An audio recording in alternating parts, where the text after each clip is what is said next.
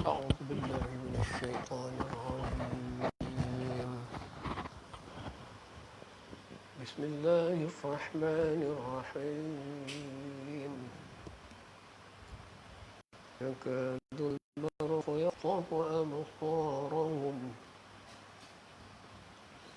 كلما أضاء لهم مشوا فيه وإذا أظلم عليهم قاموا ولو شاء الله لذهب بسمعهم وأبصارهم إن الله على كل شيء قدير. يا أيها الناس اعبدوا ربكم الذي خلقكم والذين من قبلكم لعلكم تتقون.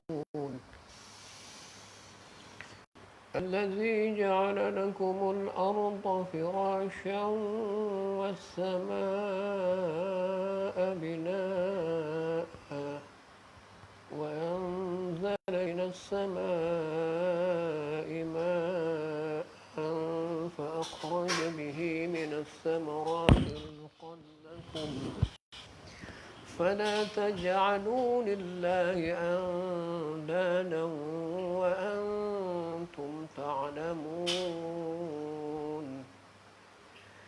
وإن كنتم في ريب مما نزلنا على عبدنا فأتوا بسورة من مثله وادعوا شهداءكم من دون الله إن كنتم صادقين.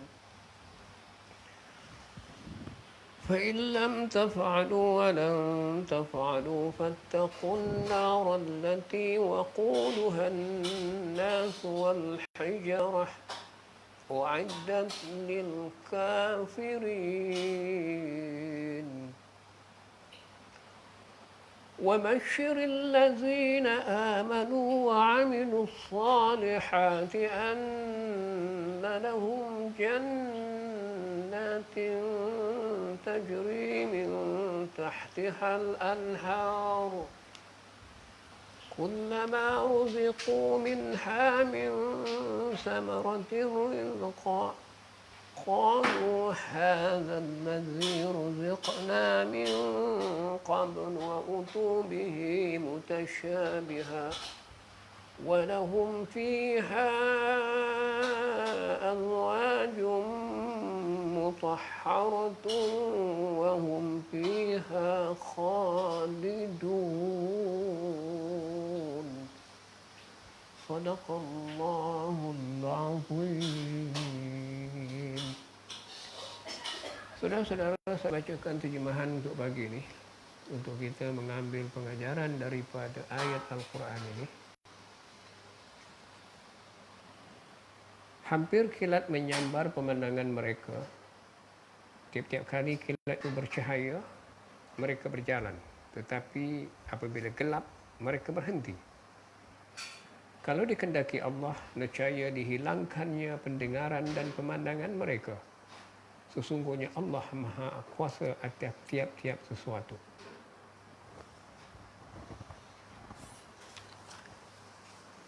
Hai manusia, sembahlah Tuhanmu yang menciptakan kamu dan orang-orang yang sebelum kamu. Mudah-mudahan kamu bertakwa.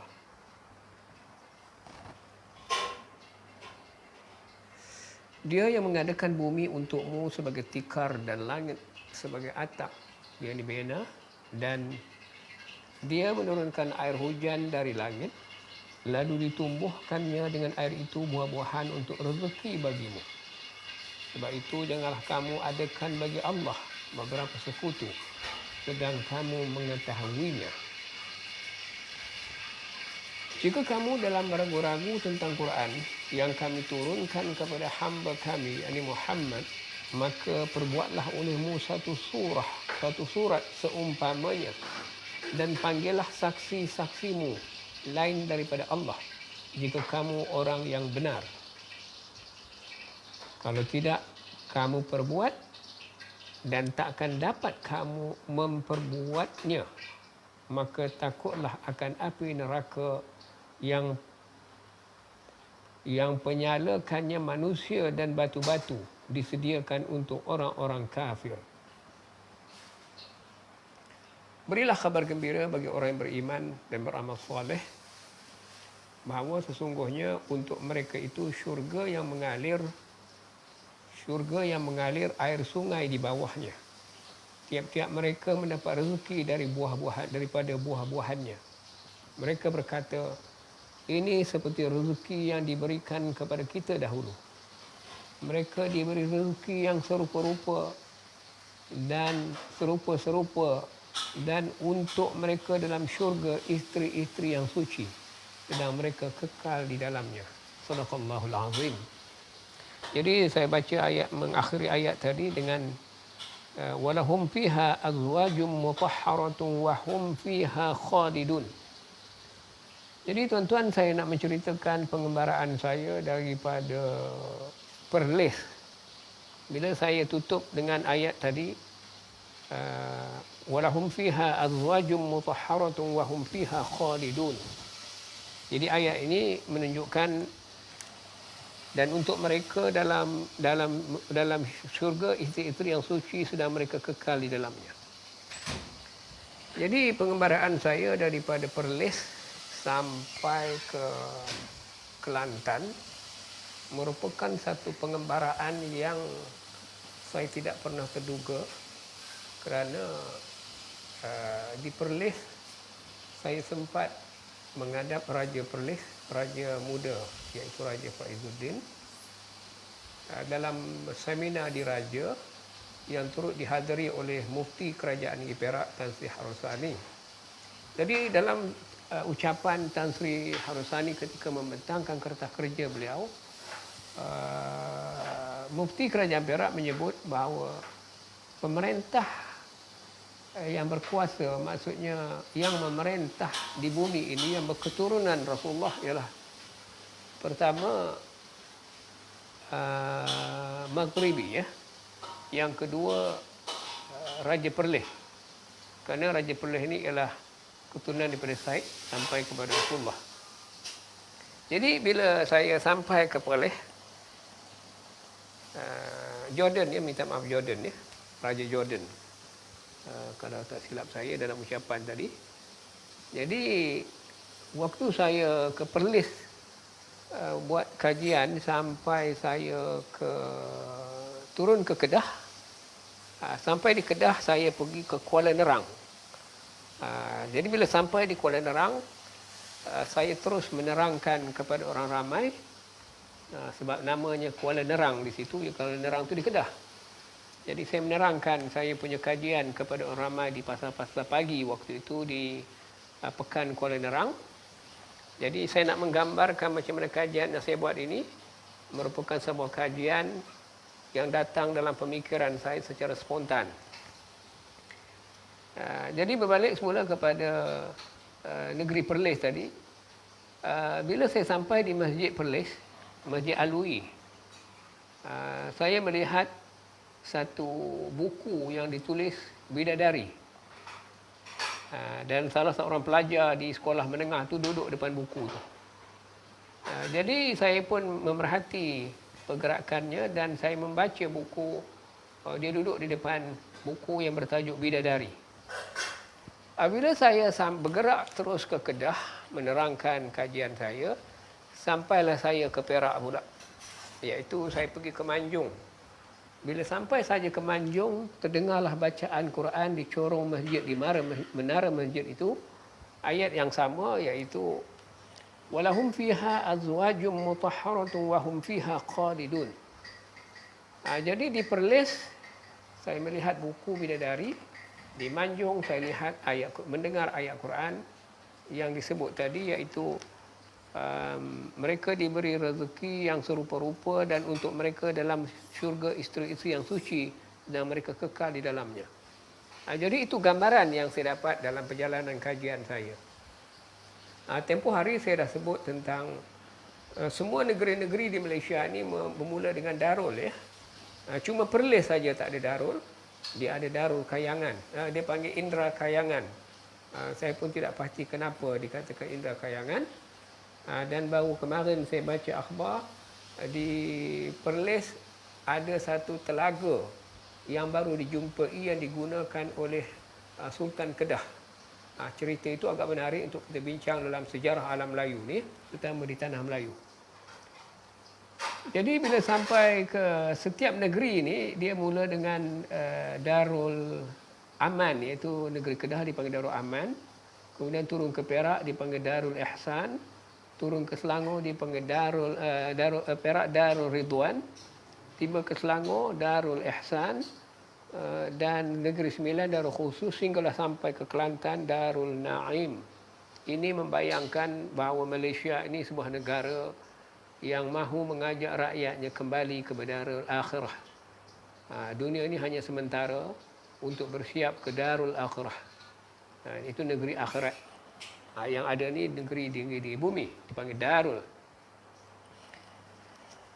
Itu pengembaraan saya. Dan bila saya sampai ke Johor, saya pergi ke Darul Ta'zim, kemudian saya naik ke Pahang. Bila sampai ke Pahang, saya pergi ke Kuantan, mengajar di Kuantan, di pasar tani mereka.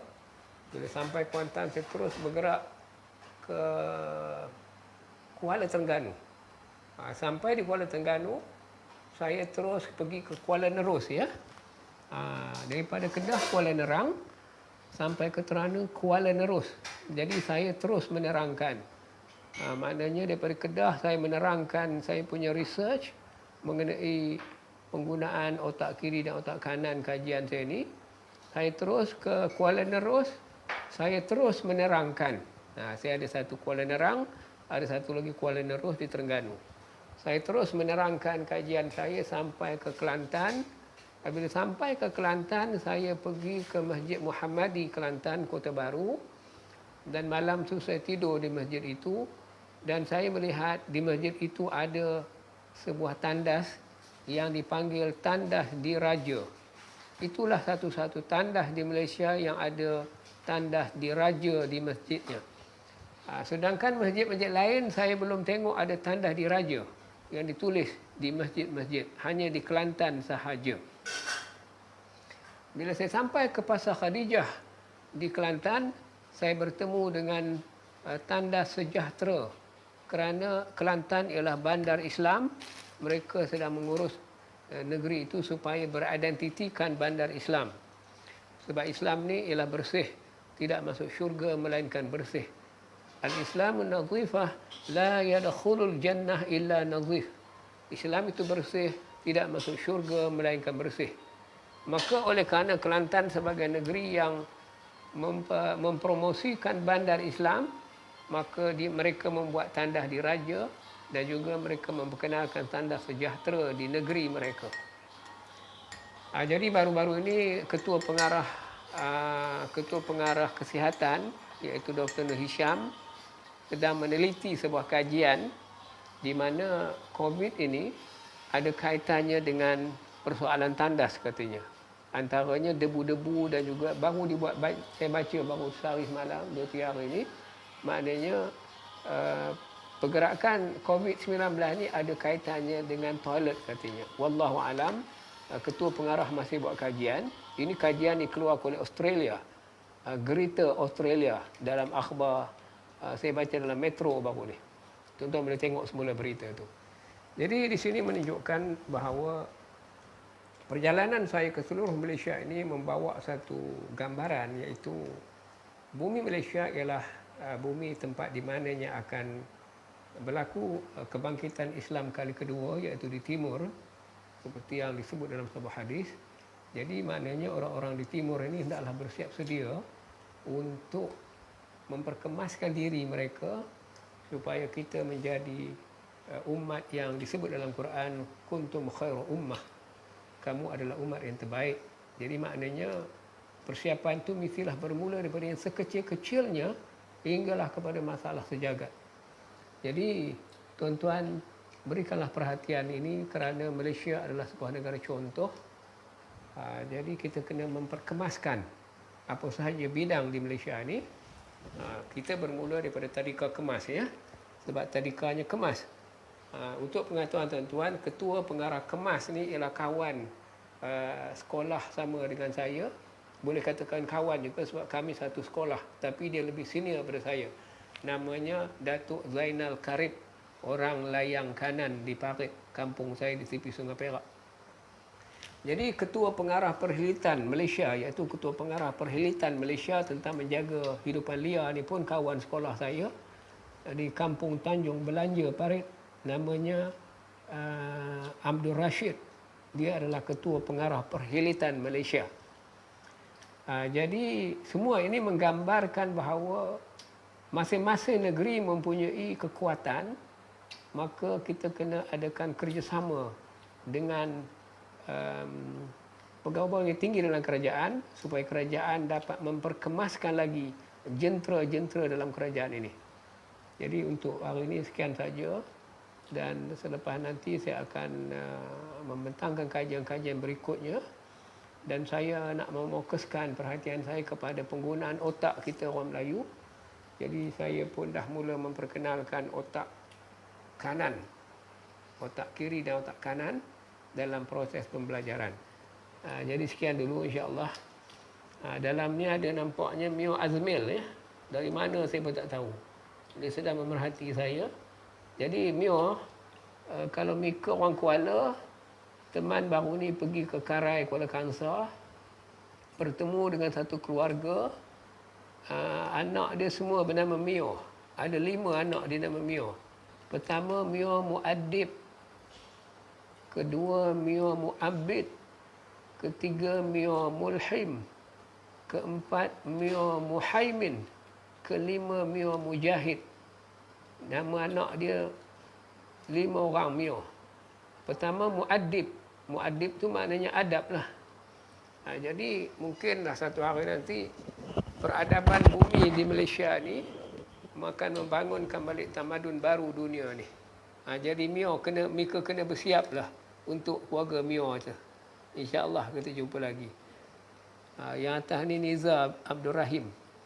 Niza ni nama sebagai anak saudara saya tu di kampung saya. Niza ni ahli parlimen Parit. Dia adalah ahli parlimen yang pertama ditahan oleh Israel di Gaza waktu dia menghantar bantuan ke Gaza tu hari. Jadi apa sebab dia ditahan? Dia pernah buat kenyataan dalam Dewan Undangan Negeri Perak. Saya ada menyimpan beritanya. Dia suruh buat kajian tentang solat. Bila dia ditahan di Gaza, maknanya di Palestin, di situlah tempat Nabi Mi'raj naik ke langit di Masjidil Aqsa. Jadi Niza ni buat kajian, dia kata kita kena mengkaji solat balik. Buat satu kajian tentang solat. Untuk pengetahuan saudara, Unity Melaya di zaman Pak Lah dulu, saya dah melawat makmal solat tu di bawah Fakulti Kejuruteraan. Jadi penganjurnya Pak Lah, Perdana Menteri kita masa itu.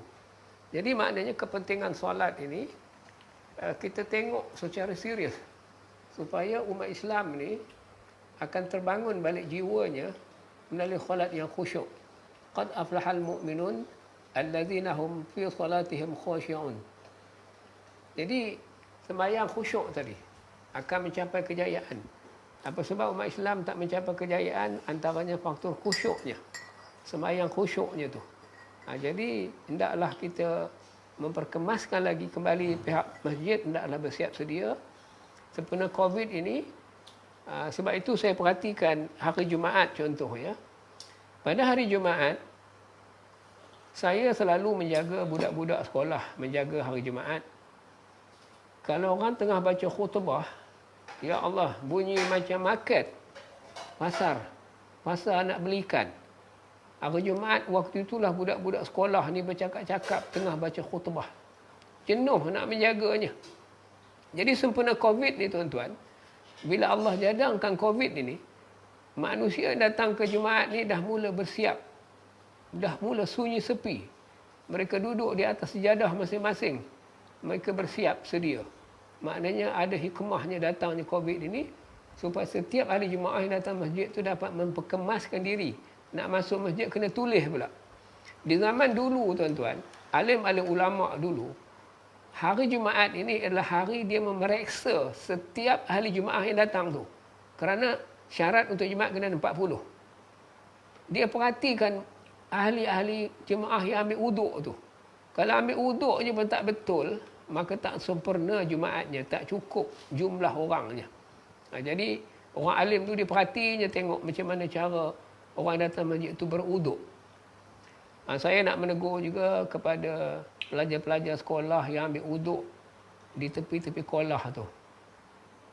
Tak ada siapa nak menegurnya. Saya hari-hari tengok budak sekolah ambil uduk.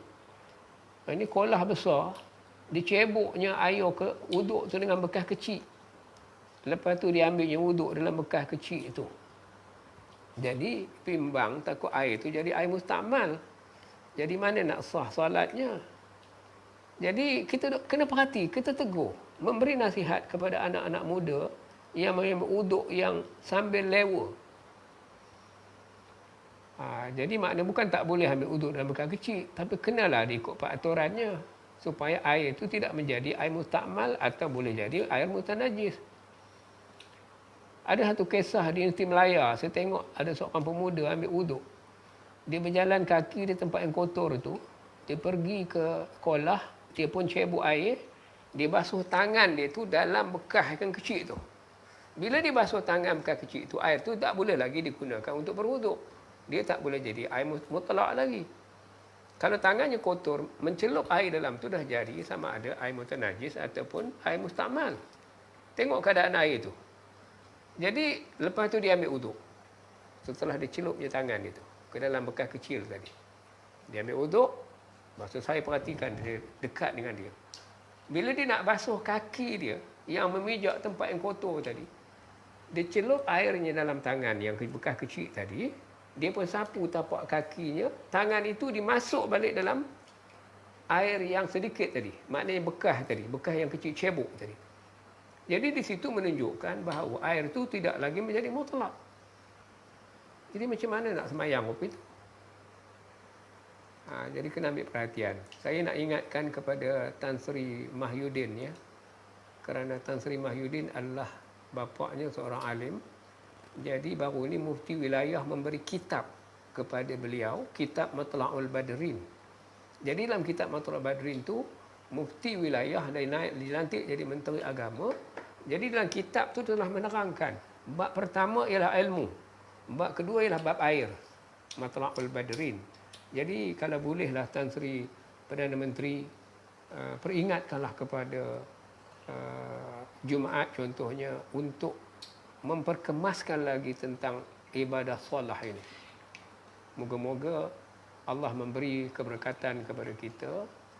Kerana di zaman Sultan Muhammad Al-Fatih dulu, beliau mengingatkan rakyat dia, siapakah yang tidak pernah tinggal solat tahajud. Semua orang duduk, hanya dia seorang yang tinggal. Maka dialah orang yang disebutkan oleh Rasulullah yang akan menawan Konstantinopel, iaitu raja yang sebaik-baik raja dan rakyat tentera yang sebaik-baik tentera. Maka berlakulah selepas 800 atau 600 tahun selepas itu, Konstantinopel dapat ditawan berdasarkan hadis Nabi tadi. Jadi saya ingin memperingatkan kepada semua rakyat di Indonesia ini supaya memperkemaskan balik diri dan juga jentera-jentera kerajaan yang ada supaya kita mendapat seperti apa yang Allah sebut negara yang aman. Baldatun thayyibatun wa rabbun ghafur. Jadi sekian dulu untuk saya mengungkapkan pandangan ini supaya kita dapat memperkemaskan lagi kerja buat kita. Jadi untuk itu, Assalamualaikum warahmatullahi taala wabarakatuh. Ada apa soalan daripada tuan-tuan? Kemukakan pandangan ataupun komen terhadap apa yang saya bentangkan di pagi ini. Manalah tahu tuan-tuan ada perkara yang tidak tuan-tuan setuju, bolehlah beri pandangan untuk kita perbaiki lagi usaha kita ini. Sekian dulu.